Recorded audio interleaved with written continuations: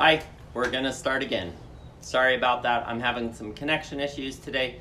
Hopefully repositioning has made things a little better. How's everyone doing today? I hope you're well, happy, healthy. Hope you had a good holiday and that you stayed safe and had some fun. Today in Critter Chat, we're gonna talk about baboons. Baboons are a very dynamic group of monkeys. They are in one particular genus, so they're pretty closely related. And depending on who you ask, there are either 5 or 6 species of baboons. Baboons come from Africa, with one species, the Hamadryas baboon, crossing over from Africa into the Middle East, living a bit in Saudi Arabia and Yemen. Baboons can be found throughout most of Africa, south of the Sahara, with some species like the Hamadryas up in the Middle East, and then they don't live in the Kalahari Desert in southern Africa, but some actually do live in the middle of the Sahara Desert on mountains. We'll talk more about those in just a bit. Baboons are large monkeys. They typically live on the ground. They typically live in good-sized family groups. Those can be around 50 individuals, sometimes more, sometimes less. Sometimes at night, they form huge colonies that sleep in the same area, and those can be hundreds, sometimes even thousands of individuals. Baboons are omnivores. That means they eat a little bit of everything. Typically, most of their food is from plants, things like grasses, seeds, nuts, leaves, and fruit. But they'll also eat some animals, largely bugs, sometimes lizards, sometimes birds and bird eggs, small mammals, things like rodents, squirrels, hares, rabbits, and occasionally babies of larger species. So they'll go after baby antelopes, sometimes domestic animals like baby goats and sheep. Baboons typically live on the ground. During the daytime, that is when they're most active. That's where most of their food is. In some of the forest areas, they will follow other monkey species who are dropping things from the trees above. But if there is ripe fruit up in a tree, they will definitely climb the trees to get to that fruit. So they're capable of climbing trees. They just typically prefer not to. Across much of their range, they live in kind of more open areas where there aren't as many trees. And so they're typically on the ground looking for food in those ways. If you look at a baboon, you may notice on their rear end they have 2 large patches without much hair.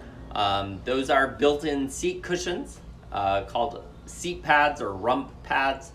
They help cushion themselves while they sit on that sometimes very hot and hard ground.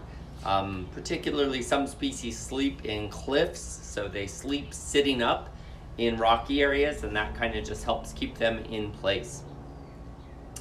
I'm going to go through and talk about the different species of baboons, starting with the Hamadryas baboons. They're the furthest north ranging species, and they're the species pictured in the photo I posted earlier today on Facebook and Instagram.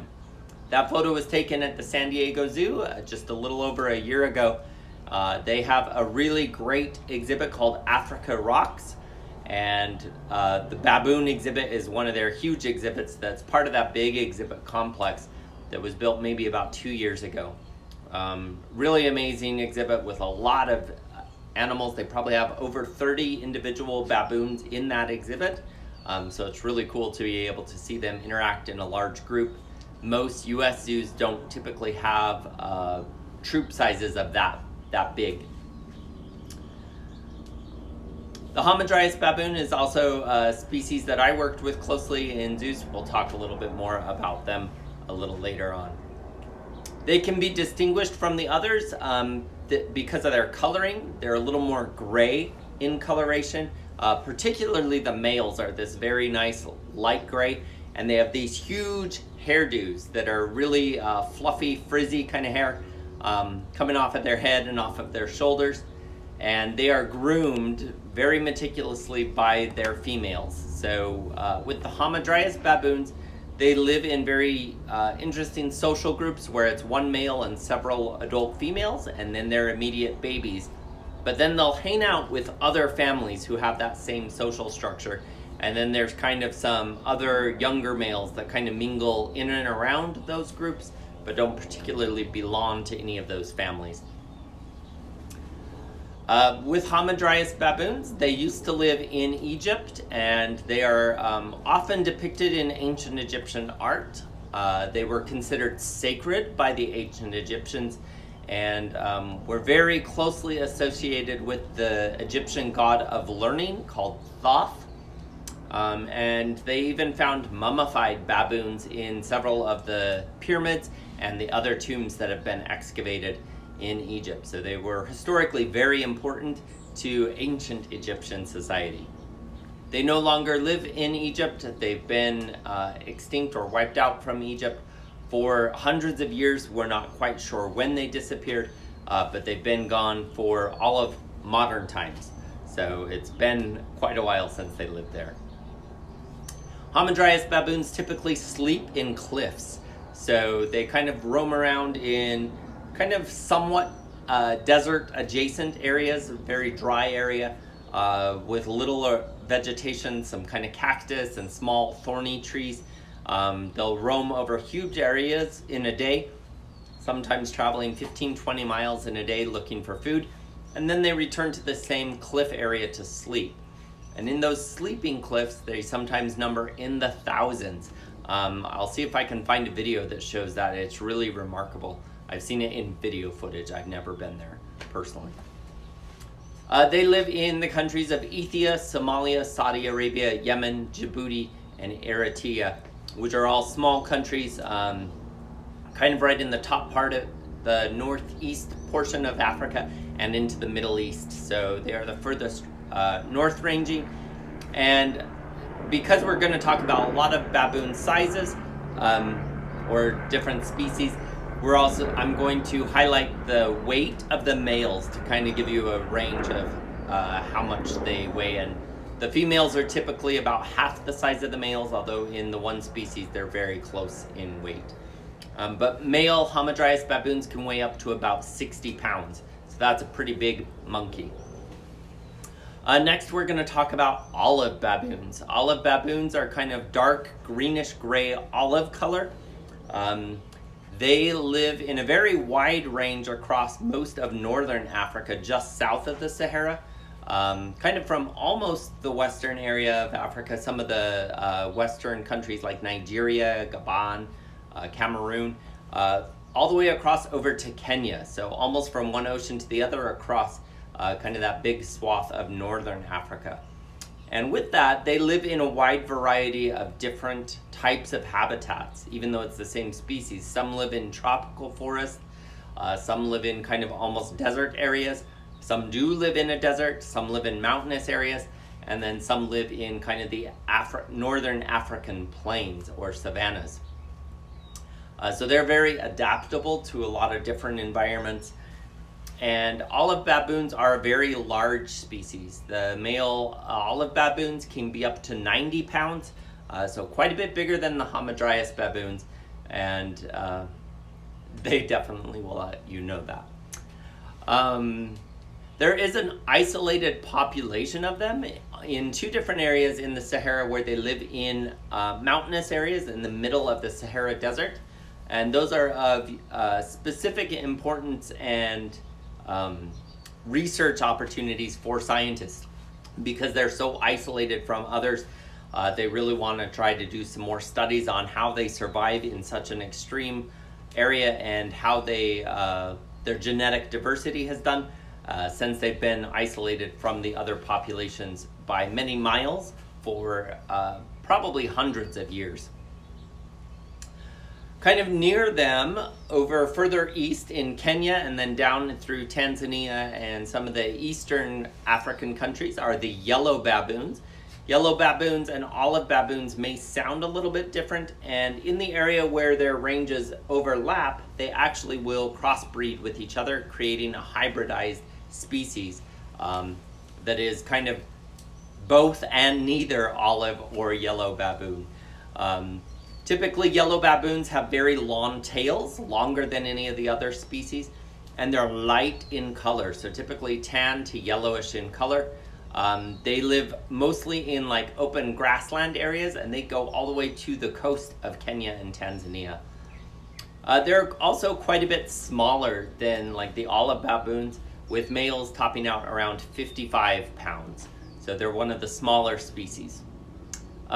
Both the olive and the yellow baboons live in a different social structure than the Hamadryas baboons, where they live in multi-male and multi-female family groups. So there's going to be like 3 or 4 males and then like 10 or 12 females, maybe even bigger. I saw olive baboons when I was in Kenya, and they were in groups of almost probably 80 to 100, with multiple dominant males, each with some females that kind of belonged more to him, or would breed with him more regularly, but they would interact with everyone in the group as they looked for food throughout the day.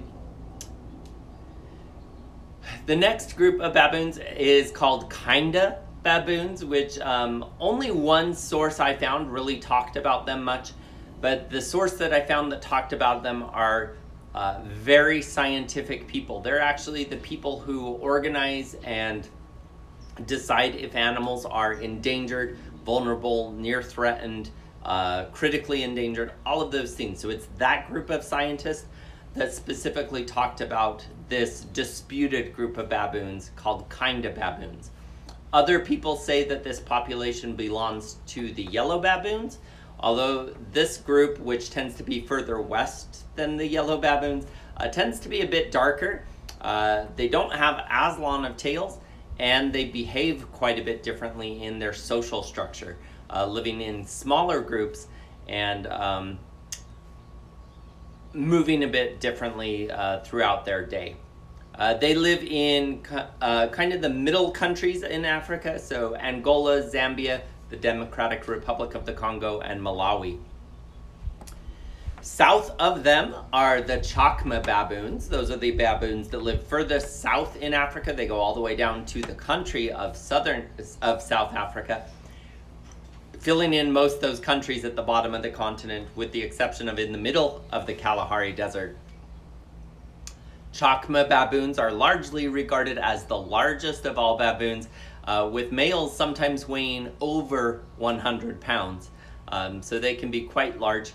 They're also very dark in color, and they don't have as much hair kind of around the head and shoulders as the other species. Hamadryas have the most hair. Chakmas have the shortest hair around their heads. Everybody else is somewhere kind of in the middle.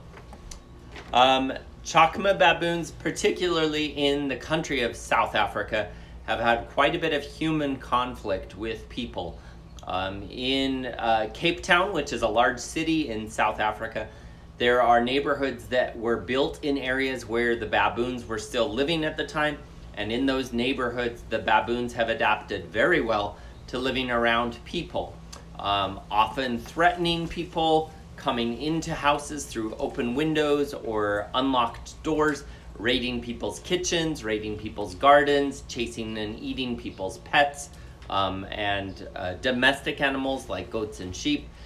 So Chakma baboons and people don't always agree with each other, and they can get into some conflicts with each other.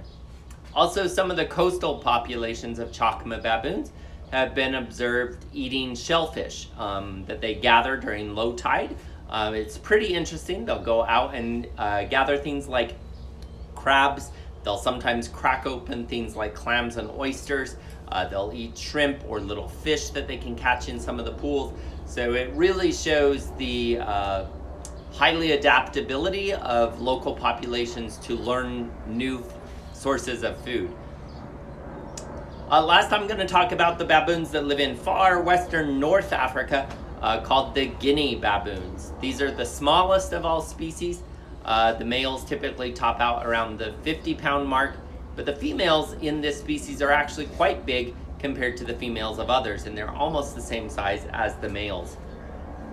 They tend to be a little more reddish brown in color. They're sometimes called red baboons, and they live more in a forested environment up in West Africa.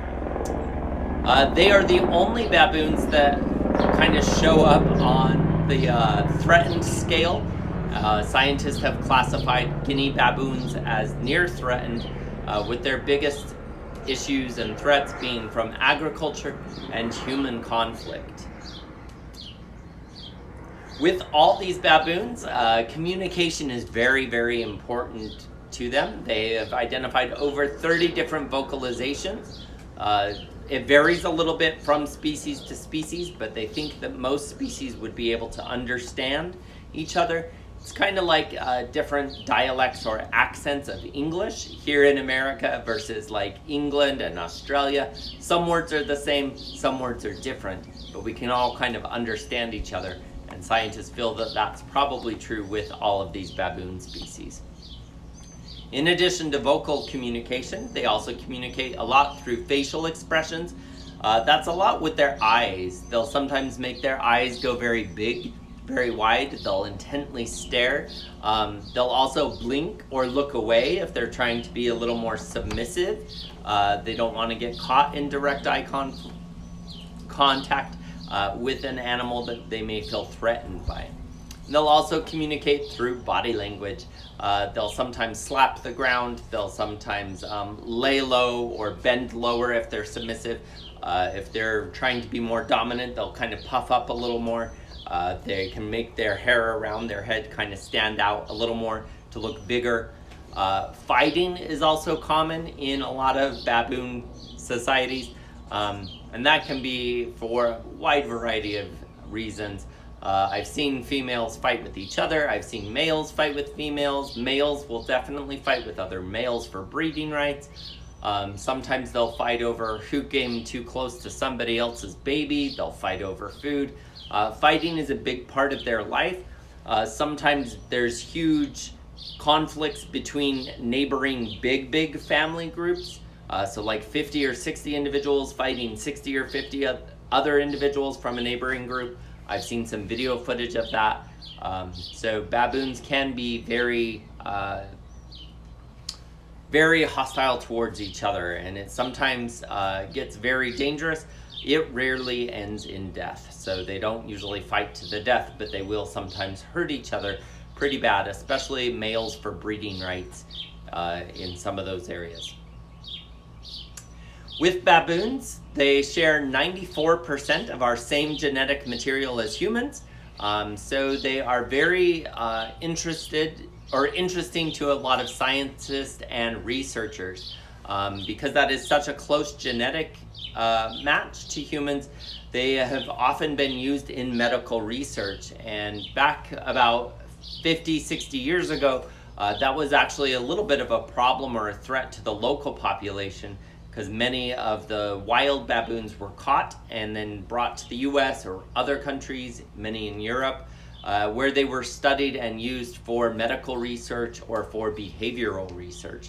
Some of that research still is ongoing, but it has also helped scientists learn a lot about genetic diseases and diseases that are very important to humans, like diabetes, heart disease, many other genetic things that can be passed on from one generation to another have been studied in baboons.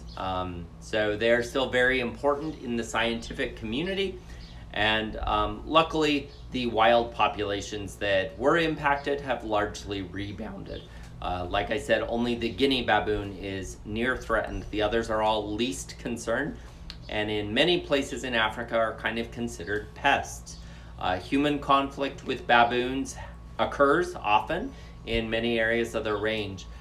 Where people try to grow crops, imagine trying to grow like tomatoes or corn, and you have all these big monkeys that come through your yard and rip it all up and eat it all. Imagine you're a farmer and you're trying to grow enough food for your whole village, and a troop of monkeys comes through and eats all that food in a single day or two. So it can be a big issue. During my time working at the Phoenix Zoo, I worked with a coworker of mine, was born and raised in West Africa, and he told a story of when he was a young kid. When he was 8 years old, it was a thing in his village where he grew up that once you became 8 years old, you had a daily job. You and the other boys in your village, you would have to scare the baboons away in the morning in the village, out of the fields where you were trying to grow your crops. And so all the boys would meet in the morning, and they would link arms, and it was the boys from about 8 to 12 years old. This was their job every day. They would link arms, and they would start at one end of the village and march through the village to chase all the baboons out. And he said when they got to the edge of the village and the edge of the fields where people had their crops and where it became forest again, the baboons would turn around. And the baboons would then kind of stand and flare up. And he said if the boys ran, the baboons would come back into the village. But if the boys stood strong, the baboons would move off and go through the forest. And he said every day from when he was 8 to 12, that was his job, to help keep the baboons out of the village so that they could grow their gardens and their crops that they were growing. During my time in Kenya, when I visited in 2010, I was able to interact a little bit and see all of baboons. I was really blown away by seeing them in the wild. My first interaction with them, we were driving in the trucks in a large grassland with tall grass, and we could see some movement in the grass. So we could see the grasses moving. And at first we couldn't really see what was doing the moving. We thought it was maybe the wind, and then we started to see all this dark spots amongst the grass. And it was baboons coming through the grass and looking for bugs as they went along. We kind of stopped driving, and they came right around the car. They went around both sides, and they just kind of ignored us and kept moving through the grassland, and then kind of went over to a cliff area where they were getting ready to go to sleep. And our guide said that they sleep in the cliff over there every night. So other predators can't come along and eat them. The baboons are very good at climbing, so they'll climb down the cliff a little bit and kind of hide amongst the rocks in a place where a lion or a leopard or hyenas wouldn't be able to get them. Another experience I had in Kenya is we were driving in a national park, and there was this huge fig tree that had a ton of ripe fruit on it, and there were many baboons all over in the tree. And we asked our driver if we could stop and watch them, and he said no. He said if we stop here, they will climb in the truck, because they know that as humans we carry food with us, and they will come and steal our food. He's like, we're gonna go down the road a couple of miles and have our picnic lunch. And when we got to where we were going to eat our picnic, we had barely parked the trucks and barely started to get out when a mother baboon with a baby on her belly came running into the truck and grabbed the food in the middle and grabbed out a yogurt, and then jumped up and sat in a tree nearby and ate the yogurt and gave a little bit to her baby. We noticed that all the baboons from that tree had followed us, even though we had driven another mile or a mile and a half down the road. Suddenly we were surrounded by probably 80 baboons, and many other vervet monkeys, which is another monkey species, soon joined them. They kind of made a big circle around our two trucks, and we gathered all the people kind of right by the trucks and made a plan. I was traveling with one of my coworkers from the Phoenix Zoo at that time, and she and I both worked at a zoo and had worked with primates at a zoo. So she told me to find a big stick and to guard the back corner. Our drivers guarded the front, she guarded the other backside, and the rest of the people in our group ate their lunch in the middle of the two trucks, while the four of us made a perimeter for the baboons. The baboons got pretty close to me. I had a stick with me, but they would still come up probably within 5 or 6 feet. It seemed like the female baboons with babies were a little more daring than anyone else. They were probably a little more hungry. The big male, he came and he sat down on a log by me. He showed off his very large teeth, which is a warning sign that he's a big guy, don't mess with him. He sat down and displayed that to me multiple times, but he never really approached me. He stayed about 15-20 feet away. And the baboons kept watching us. Everyone else ate their food, and then we switched places. And by that point, many of the baboons had lost interest in us and had started to move away. It was definitely a very scary and adventurous time to be surrounded by so many large baboons.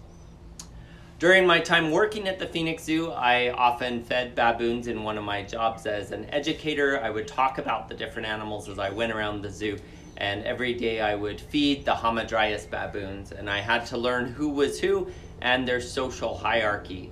I would always throw food to the big male first. If I threw food to anybody else, he would then attack anyone else in the troop to take the food from them.